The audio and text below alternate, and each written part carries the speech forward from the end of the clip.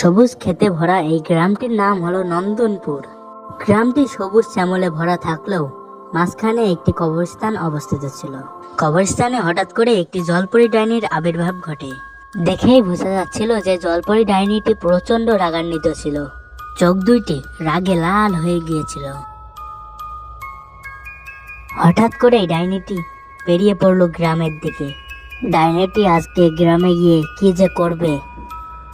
জলপরি ডাইনিটি রাস্তায় একটি মেয়েকে দেখতে পায় এবং তার দিকে যেতে থাকে। তার কাছে গিয়ে হঠাৎ তার কি মনে হলো, একটি ছুরি বের করলো এবং তাকে মেরে দিল। কোনো কারণ ছাড়াই জলপরি ডাইনিটির মেয়েটিকে এরকম মেরে ফেলা উচিত হয়নি। মেয়েটিকে মারার পরে জলপরি ডাইনি অন্য জায়গায় যেতে থাকলো। কিছুক্ষণ পরে মেয়েটির ভেতর থেকে মেয়েটির আত্মা বের হয়ে গেল। মেয়েটির আত্মার মনে শুধুমাত্র একটি প্রশ্নই এখন ভেসে উঠছে, আর তা হলো কেন জলপরি ডাইনি তাকে মারলো। আর এই প্রশ্নের উত্তর নিতে গিয়ে সে জলপরি ডাইনিকে খুঁজতে থাকলো। জলপরি ডাইনিকে খুঁজতে খুঁজতে সে একটি জঙ্গলের ভিতর চলে আসলো। সে কোথাও জলপরি ডাইনিকে দেখতে পাচ্ছিল না।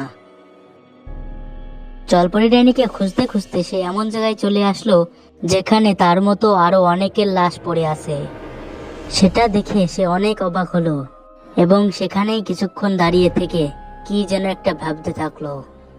তারপর আবারও জলপরি ডাইনির উদ্দেশ্যে রওনা দিল। জলপরি ডাইনিকে খুঁজতে খুঁজতে সে একটি জঙ্গলের ভিতর তাকে পেয়ে যায় এবং দ্রুত গিয়ে তার সামনে দাঁড়িয়ে পড়ে। দাঁড়াও, তোমাকে আমার একটা প্রশ্নের উত্তর দিতে হবে, তারপর তুমি এখান থেকে যেতে পারবে। তোর তো খুব সাহস দেখছি, আমার পথ আটকালি। সর এখান থেকে, এখনো অনেক মানুষ মারতে হবে আমাকে। তুমি মানুষদের এরকম মেরে বেড়াচ্ছ কেন? মানুষরা তোমার কি ক্ষতি করেছে, আর আমাকেই বা তুমি মারলে কেন? মানুষরা হলো সবচেয়ে নিকৃষ্ট প্রাণী। ওরা আমাদের প্রজাতির সবাইকে মেরে ফেলেছে। আমরা কি দোষ করেছিলাম ওদের কাছে?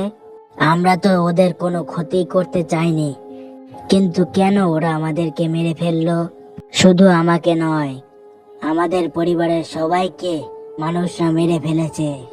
আর আজকে সেই জন্য আমি প্রতিশোধ নিতে চলে এসেছি। সব কয়টা মানুষকে মেরে ফেলবো আমি।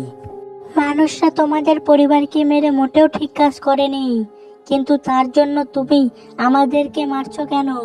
সব মানুষ তো আর দোষী নয়, তুমি তাদেরকে মারো যারা দোষী। তুমি এটা অনেক ভুল কাজ করলে। আমাদের মতো নির্দোষ মানুষকে মেরে তুমি খুব ভুল করলে। আমাদেরকে মেরে এখন আমাদের ভুল ঠিক শেখানো হচ্ছে। তোরা সব কয়টা মানুষই একই রকম। আমি তোদের কাউকে ছাড়বো না, সবকিছু ধ্বংস করে ফেলবো। তোমার এটা খুব ভুল ধারণা। তুমি মনে করছো সব মানুষই খারাপ, কিন্তু সব মানুষ খারাপ হয় না।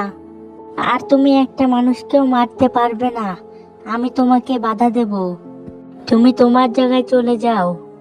তুই আমাকে বাধা দিতে আসিস না, না হলে তোকেও মেরে ফেলবো।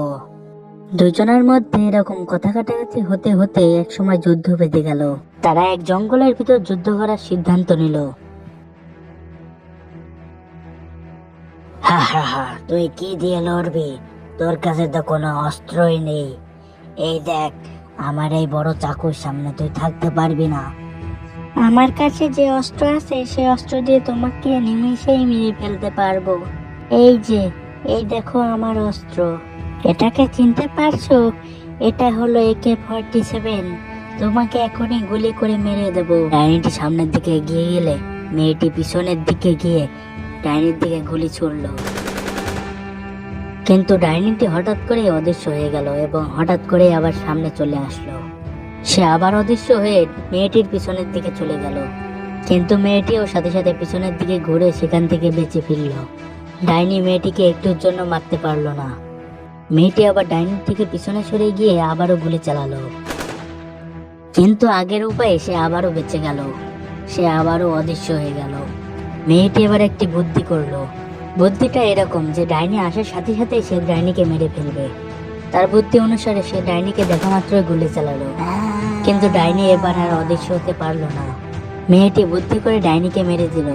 মেয়েটি ডাইনিকে মারার ফলে ডাইনি আর কোনো মানুষকেই মারতে পারলো না, ফলে গ্রামের লোক শান্তিতেই বাস করতে থাকলো।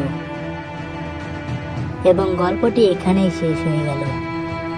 তো বন্ধুরা, আজকের ভিডিওটি ভালো লাগলে অবশ্যই লাইক করবেন এবং কমেন্টে লিখবেন কেমন হয়েছে ভিডিওটি।